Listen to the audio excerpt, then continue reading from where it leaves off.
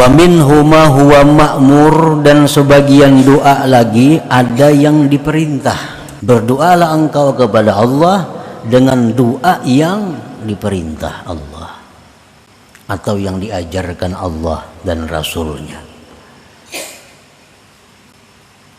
Banyak apa-apa yang diperintah Allah. Nah itu kita minta kepada Allah. Contohnya pertama, doa bi ghufraniz dzunub. Nah, seperti minta lawan Tuhan agar diampuni dosa-dosa. Nah ini kita berdoa supaya diampuni dosa-dosa kita, itu perintah Allah. Allah menyuruh kita dalam Al-Quran banyak, minta ampunlah kepada Allah, minta ampunlah kepada Allah. Nah sekarang kita minta. Karena Allah menyuruh kita berdoa, nang isi doa itu minta ampun. Ya perkara diampuni kata diampuni itu lain soal.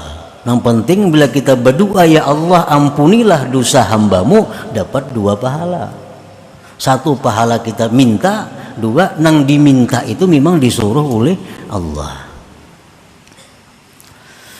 Doa bi ghufraniz dzunub, seperti doa dengan diampuni dosa-dosa. Kenapa Allah menyuruh kita berdoa dengan doa supaya diampuni dosa? Karena Allah Maha tahu bahwa manusia itu kadangkala lepas daripada dosa. Baik nang di pasar, baik nang di rumah, baik di masjid, baik di majelis taklim, kadangkala lepas daripada dosa itu.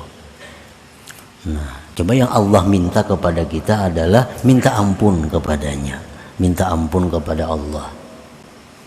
Kita jangan berdoa ya Allah umpamanya selamatkan hamba dari dosa, jangan minta itu sudah Nabi ampunnya. Allahumma aqsimni minadz dzunub, ya Allah peliharalah hamba daripada dosa.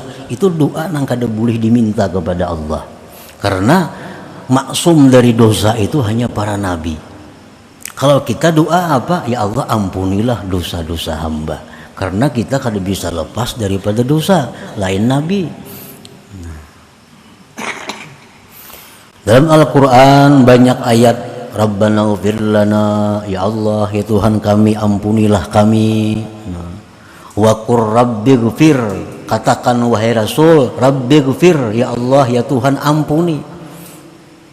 Nah jadi kalau kita berdoa dengan doa supaya diampuni, itu doa yang paling tepat, karena kita memang disuruh Allah untuk minta itu. Yang kedua contohnya wa ilmin nafi', minta ilmu kepada Allah. Minta ilmu kepada Allah, itu Allah menyuruh kita. Nah, karena ilmu itu sangat luas, ilmu itu kada terkira luas, hanya Allah yang meliputinya. Dan setiap saat kita disuruh minta ilmu, minta ilmu, minta ilmu, walaupun sudah kita bergelar umpamanya apa profesor kah, tetap disuruh Allah minta ilmu. Allah berfirman dalam Al-Quran, wa qur rabbi zidni ilma. Katakanlah, Rabbi zidni ilma, ya Allah tambahkan kepadaku ilmu. Tentu ilmu yang bermanfaat, ilmu yang membawa kita selamat dunia dan akhirat. Itu yang kita minta. Jadi kalau kita minta kepada Allah, minta diberi ilmu yang bermanfaat, minta tambahan ilmu, permintaan kita sesuai dengan yang diperintah Allah, sesuai dengan yang diajarkan Rasulullah Sallallahu Alaihi Wasallam. Yang ketiga contohnya yang mana kita disuruh berdoa itu wa amalin makbul, minta supaya amal ibadah kita ini diterima. Karena kada sedikit hamba-hamba Allah yang mana ditolak amalnya karena beberapa hal. Akibatnya amal puasanya, sembahyangnya, zakatnya, umrah, haji ditolak oleh Allah. Nah, Allah menyuruh kita kalau kita beramal, kalau kita beribadah, ya Tuhan minta minta supaya ibadah itu diterima Allah. Karena banyak orang yang ibadahnya kada diterima. Wa kam min shaimin, berapa banyak orang yang puasa hanya mendapatkan haus lapar. Wa kam min musallin, berapa banyak orang yang sembahyang hanya susah payah didapatnya. Nah, lalu Allah menyuruh kita minta supaya amal ibadah itu diterima. Jadi kalau kita berdoa, ya Allah terimalah amal ibadah hamba, nah maka itu permintaan kita sesuai dengan yang diperintah Allah dan Rasulnya. Dalam Al-Quran Allah berfirman, Rabbana taqabbal minna innaka antas sami'ul alim. Allah mengajari kita berdoa. Ya Tuhan, berdoalah dengan doa ini, Rabbana taqabbal minna, ya Allah terimalah amal ibadah kami ini. Yang keempat, contohnya lagi yang mana Allah perintahkan kita warizkin halal. Nah, kita minta rizki yang halal. Karena rizki ini menurut mazhab ahlu sunnah wal jamaah, rizki itu yasmalul halal wal haram. Nah, ngaran rizki itu mencakup halal dan haram. Orang yang banyak dapat duit haram itu banyak rezekinya, kada apa-apa, memang rezeki mencakup dengan yang haram. Nah, oleh karena demikian kita disuruh minta kepada Allah rezeki yang halal. Rasulullah SAW bersabda, idza sa'ala ahadukumur rizqa falyas'alil halala. Bila kalian minta rezeki kepada Allah, mintalah rezeki yang halal. Jangan hanya rezeki, ya Allah luaskan rezeki hamba, jangan itu. Karena itu kada diajarkan oleh Allah dan Rasul. Rasulullah mengajarkan kalau minta rezeki kepada Allah, minta yang halal. Nah, jadi kita lawan Tuhan minta supaya diberi rezeki yang halal, itu sesuai dengan perintahnya, sesuai dengan yang diajarkan Rasulullah Sallallahu Alaihi Wasallam. Nah, yang kelima yang kita minta kepada Allah, azwaj wa dzurriyyah sulaha, pasangan zuriat yang saleh. Nah, kita minta kepada Allah diberi istri, diberi suami, diberi anak keturunan yang saleh. Nah, minta itu kita kepada Allah memang disuruh Allah minta. Allah mengajarkan dalam Al-Quran, Rabbana hablana min azwajina wa dzurriyyatina qurrata a'yun. Nah, ya Allah, berikanlah bagi kami pasangan-pasangan kami, zuriat kami, qurrata a'yun, penyenang hati. Nah, penyenang hati itu akan didapat bagi seorang suami kalau istrinya itu salihah.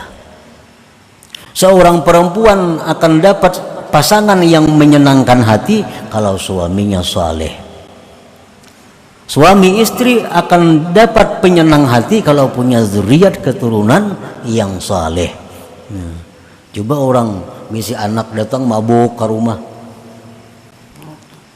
Nah, kayak apa aja sugihnya, kayak apa aja nyamannya, kayak apa aja tinggi bangkat kedudukannya, datang kena anak ke rumah ditandu orang nah, mabuk gitu di bawah jembatan, adalah penyenang hati. Nah, jadi maka itu Allah meminta kepada hamba-hambanya ini supaya minta lawan Allah pasangan dan zuriat yang saleh itu. Yang keenam, yang mana contohnya an-nasru 'ala zalimin, minta pertolongan kepada orang zalim, minta pertolongan kepada Allah menghadapi orang-orang zalim ini. Nah, siapa orang-orang zalim yang dimaksud itu? Pertama adalah iblis wa junuduh, iblis dan pasukannya. Ini orang-orang yang sangat zalim. Kezaliman mereka itu adalah ingin mencelakakan kita kepada kecelakaan yang tidak ada akhirnya. Nah, itu orang-orang yang sangat zalim. Iblis dan pasukannya, syaitan-syaitan. Nah, kita minta tolong kepada Allah menghadapi mereka itu supaya bisa menang. Supaya bisa menang. Siapa lagi orang-orang yang zalim, orang-orang kafir yang mereka itu berusaha menghancurkan umat Islam. Nah, kita minta kepada Allah agar ditolong menghadapi mereka itu. Orang-orang kafir yang mana mereka itu secara zahir berdamai kepada kita, tetapi secara tersembunyi mereka itu menghancurkan umat Islam. Orang-orang kafir yang membuat sabu-sabu, orang-orang kafir yang membuat heroin, itu orang-orang kafir yang berusaha menghancurkan moral umat Islam. Nah, kita minta tolong kepada Allah menghadapi mereka itu. Memang Allah menyuruh kita supaya kita minta kepada Allah untuk diberi kemampuan menghadapi orang-orang yang berbuat kerusakan seperti tadi.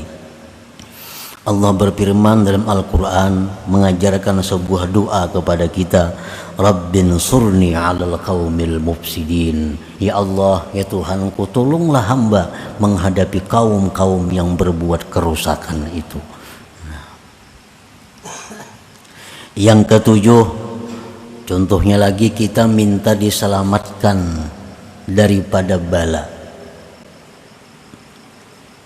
Minta diselamatkan daripada bala. Hakikat bala itu adalah sesuatu yang membawa kita ke neraka, itu bala. Itu hakikat daripada bala. Sesuatu apapun yang membawa kita kepada dosa, itu bala. Nah, kalau sesuatu yang membawa kita kepada pahala, sesuatu yang membawa kita kepada surga, itu bukan bala, tapi nikmat dari Allah. Jangan diartikan bala itu sakit. Jangan diartikan bala itu kesusahan. Karena kadang mungkin dalam dunia ini kita terhindar daripada sakit, tuh kadang mungkin. Mula orang sihat berumuran, kada suah sakit napa-napa, kada mau. Pasti ada apakah yang sakit apakah. Jadi kita minta diselamatkan daripada bala itu, minta sesuatu kepada Allah agar diselamatkan kita daripada hal-hal yang membawa kepada dosa. Kita dapat penyakit, timbul kita kada sabar, nah itu bala. Kita dapat musibah, lalu kita sabar, ridha, bukan bala, itu nikmat dari Allah.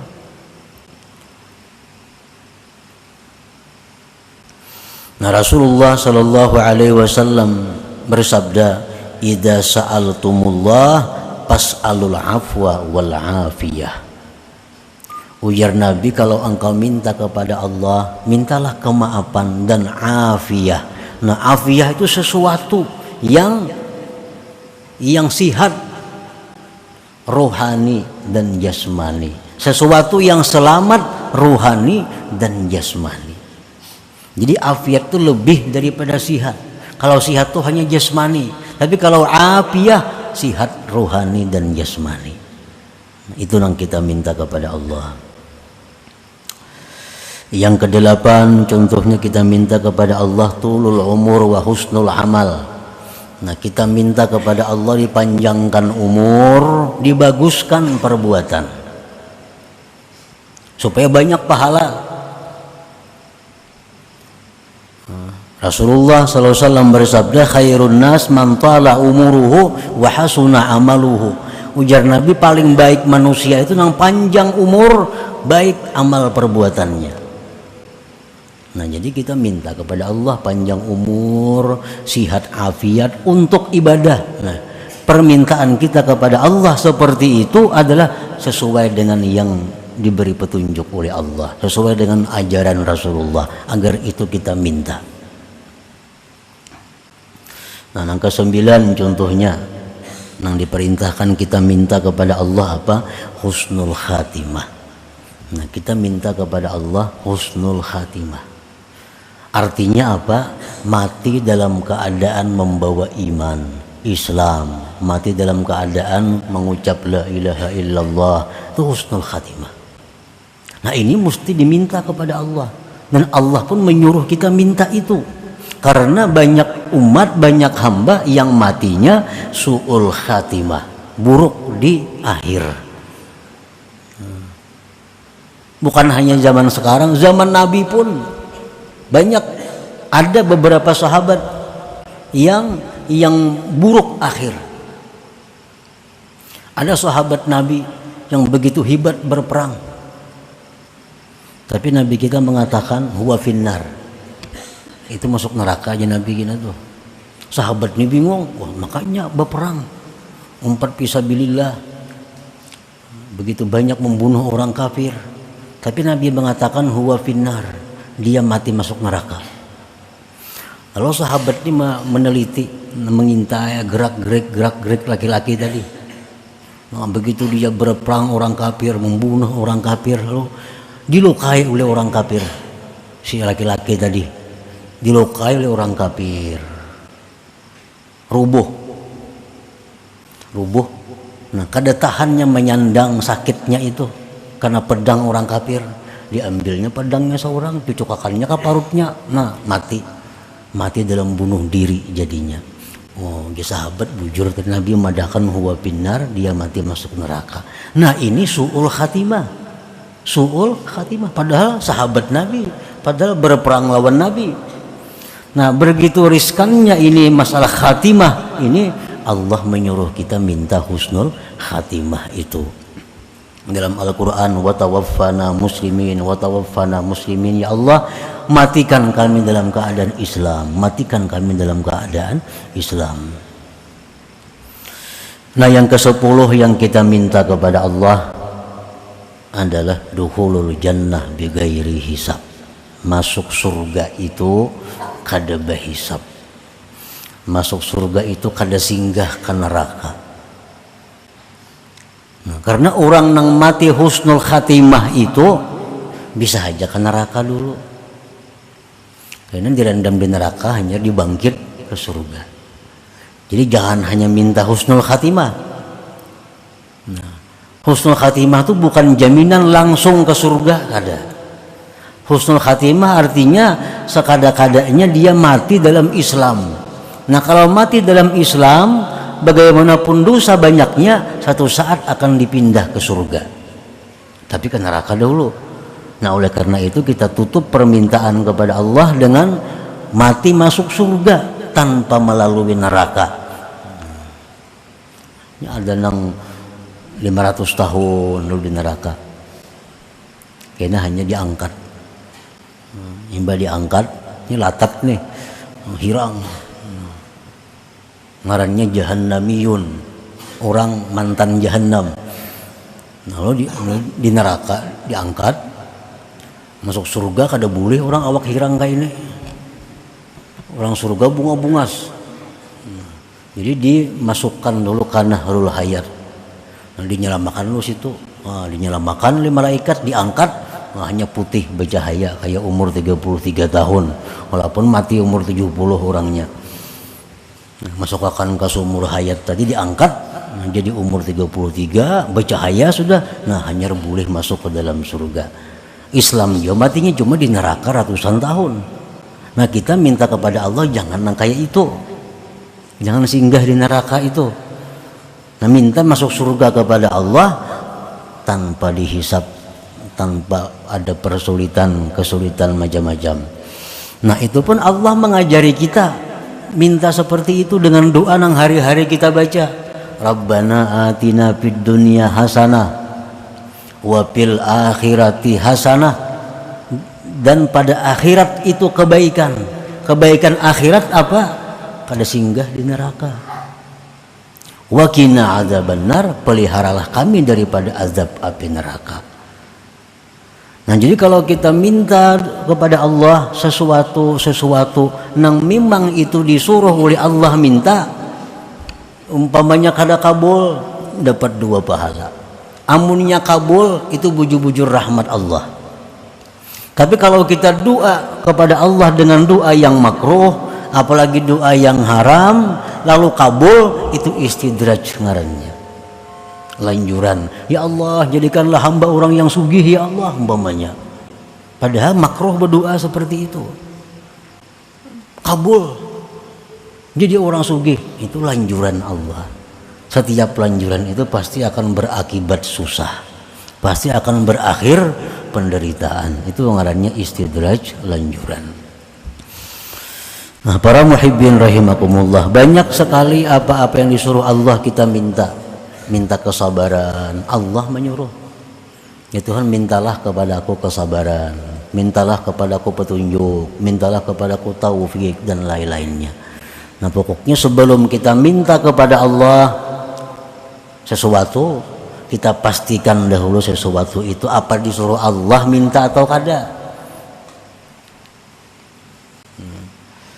Ada orang punya banaikan sekolah, nak berlulusan jadi pegawai, nah minta doakan nah mudahan lulus. Kada kawa didoakan mudahan lulus. Ini melulus bisa aja kayaknya berbahaya orang ini. Nah, jadi kalau hendak juga minta nang macam itu kepada Allah, ya Allah, nah bulan bin bulan lulusakan nanya sekolah kalau itu baik baginya. Nah, tambahi itu. Pengumuman kada lulus berarti baik kada lulus, ini artinya. Nah, itu. Baik kada lulus. Jadi tambahi dengan ta'liqul khair, dengan ta'liq kebaikan. Ya Allah, jadikanlah hamba orang yang sugih kalau itu baik buat hamba. Ya Allah, sihatkanlah jasmani hamba, sihatkanlah, sembuhkanlah penyakit hamba jika itu membawa kebaikan lawan hamba. Karena ada sedikit manusia yang begitu garing baik. Nah, garing, tasbih jadi tangan. Sudah sigar, kada ingat lagi di tasbih. Baik garing berarti nih.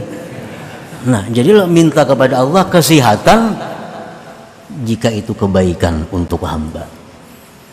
Jadi kalau kita kada tahu nang kita minta nih akibatnya baik atau kada, nah tambahi doa itu. Ya Allah, nah ini hamba ada urusan ini, maka biriskanlah urusan ini jika itu membawa kebaikan kepada hamba. Nah, dengan demikian kada termasuk yang makruh kita minta kepada Allah Subhanahu wa taala.